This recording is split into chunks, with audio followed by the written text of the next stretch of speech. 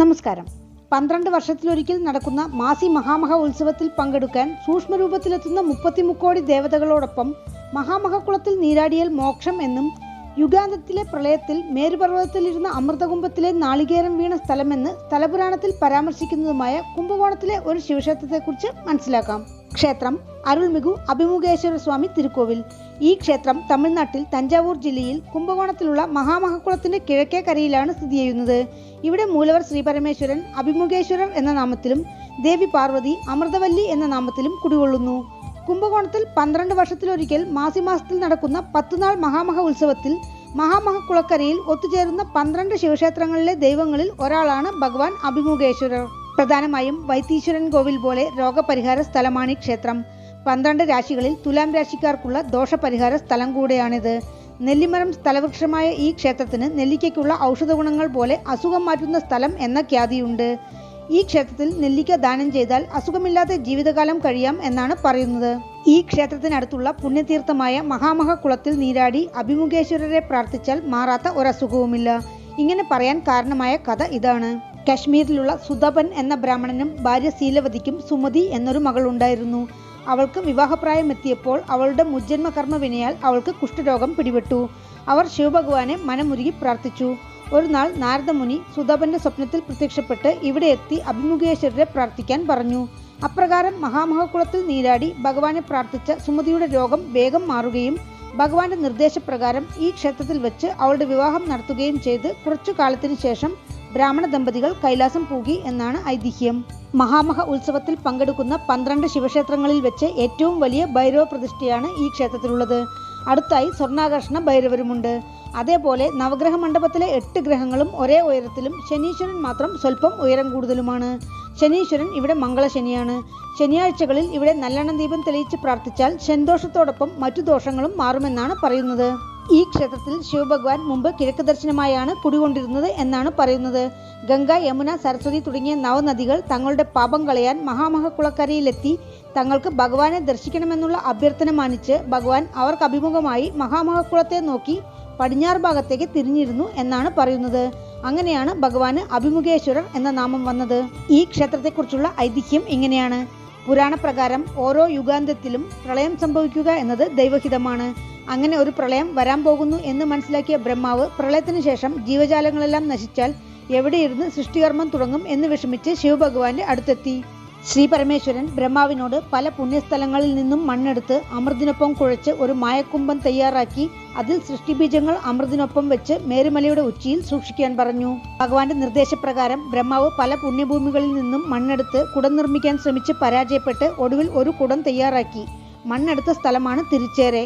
അതിനുശേഷം വേദങ്ങളും ഉപനിഷത്തുകളും സകല ജീവജാലങ്ങൾക്കും വിധേയായ സൃഷ്ടിബീജങ്ങളും കൂടെ അമൃതം വെച്ച് കുടത്തിന്റെ വായ് ഒരു തേങ്ങ കൊണ്ട് മൂടി പൂണൂൽ കൊണ്ട് ബന്ധിച്ച് ചന്ദനവും മാവിലത്തോരണങ്ങളും കൊണ്ട് അലങ്കരിച്ച് വില്ലുതളത്താലും പുഷ്പങ്ങളാലും മറ്റു ചില ദിവ്യ സാധനങ്ങളാലും അർച്ചന ചെയ്ത് ഒരു ഉറിയിലാക്കി മേരുപർവ്വതത്തിന്റെ ഉച്ചിയിൽ സൂക്ഷിച്ചു.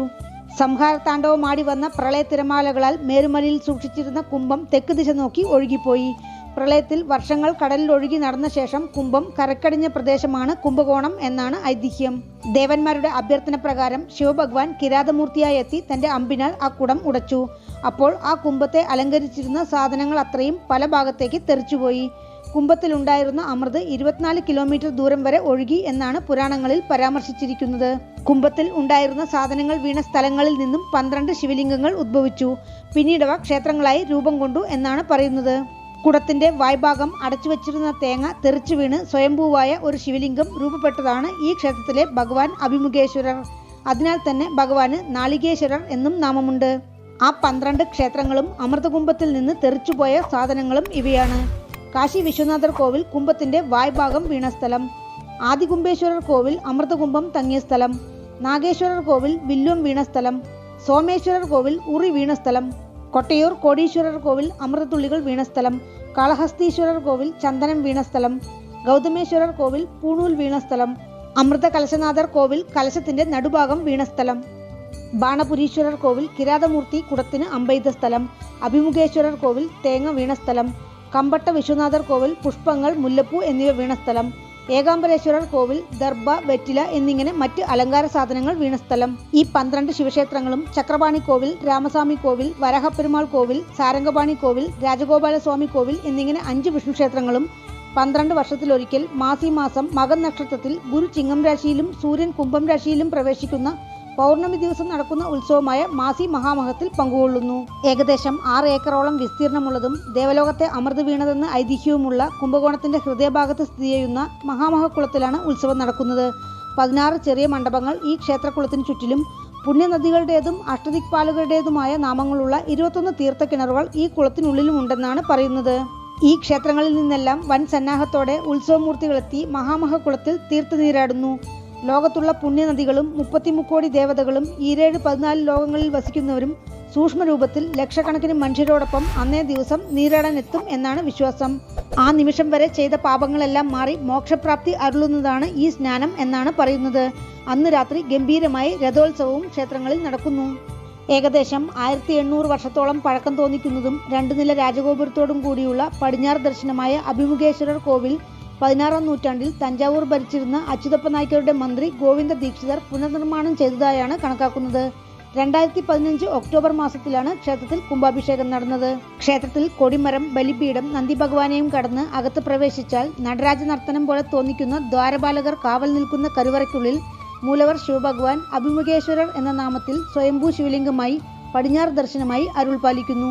ഐതിഹ്യപ്രകാരം അമൃതകുംഭത്തിലെ നാളികേരമായിരുന്ന് ശിവലിംഗമായി മാറിയ ഈശ്വരനാണിത്. ഭഗവാന് ഈ ക്ഷേത്രത്തിൽ നെല്ലിക്ക സമർപ്പിച്ച് പ്രാർത്ഥിച്ചാൽ ഏതുവിധത്തിലുള്ള രോഗവും വേഗം മാറുമെന്നാണ് പറയുന്നത്. കരുവറയ്ക്ക് പുറത്തെ ചുമരിൽ വടക്ക് ഭാഗത്ത് ബ്രഹ്മാവും കിഴക്കിൽ ലിംഗോദ്ഭവരും തെക്ക് ദക്ഷിണാമൂർത്തിയും, വലതുവശത്താണ് തായർ സന്നിധി. ദേവി പ്രത്യേകം സന്നിധിയിൽ അമൃതവല്ലി എന്ന നാമത്തോടെ നിൽക്കുന്ന രൂപത്തിലുള്ള പ്രതിഷ്ഠയാണ്. വിവാഹ സന്താന തടസ്സം മാറാൻ ഭക്തർ ഇവിടെ പ്രാർത്ഥിക്കുന്നു. ക്ഷേത്രത്തിൽ പ്രധാന പ്രതിഷ്ഠകളല്ലാതെ ശനീശ്വരൻ, ഭൈരവർ, നവഗ്രഹങ്ങൾ, ദക്ഷിണാമൂർത്തി, വിനായകർ, വള്ളിദേവയാനി സമേത മുരുകൻ, ചണ്ഡികേശ്വരർ, ദുർഗ, അർദ്ധനാരീശ്വരർ, നാഗദൈവങ്ങൾ, സനകർ, സനന്ദർ, സനാതനർ, സനൽകുമാരർ എന്നീ ശിഷ്യന്മാരോടൊപ്പം യോഗ ദക്ഷിണാമൂർത്തി, നാൽവർ, അമൃതകടേശ്വരർ, കേദാരേശ്വരർ, വൈദ്യനാഥർ ശിവലിംഗങ്ങളും ഉപപ്രതിഷ്ഠകളായുണ്ട്. ക്ഷേത്രവൃക്ഷം നെല്ലിമരം. ക്ഷേത്രതീർത്ഥം മഹാമഹക്കുളം. ആഗമവിധി പ്രകാരമുള്ള 6 കാല പൂജകളാണ് ക്ഷേത്രത്തിൽ അനുഷ്ഠിക്കുന്നത്. അമാവാസി, പ്രദോഷം എന്നിങ്ങനെയുള്ള പ്രധാന ദിവസങ്ങളല്ലാതെ മഹാശിവരാത്രി, തൃക്കാർത്തിക കൂടാതെ മാസിമഹത്തിന് ഉത്സവവും ദക്ഷിണാമൂർത്തിക്ക് പ്രത്യേക പൂജകളും ക്ഷേത്രത്തിൽ അനുഷ്ഠിക്കുന്നു. പൂജാ സമയം രാവിലെ 7 മണി മുതൽ ഉച്ചയ്ക്ക് 12 മണി വരെ, വൈകുന്നേരം 4 മണി മുതൽ രാത്രി 8 മണി വരെ. ക്ഷേത്രത്തിലേക്ക് എത്തുവാൻ കുംഭകോണം ബസ് സ്റ്റാൻഡിൽ നിന്നും 1 കിലോമീറ്റർ. അടുത്തുള്ള റെയിൽവേ സ്റ്റേഷൻ കുംഭകോണം. വീണ്ടും അടുത്ത വീഡിയോയിൽ കാണാം. നന്ദി.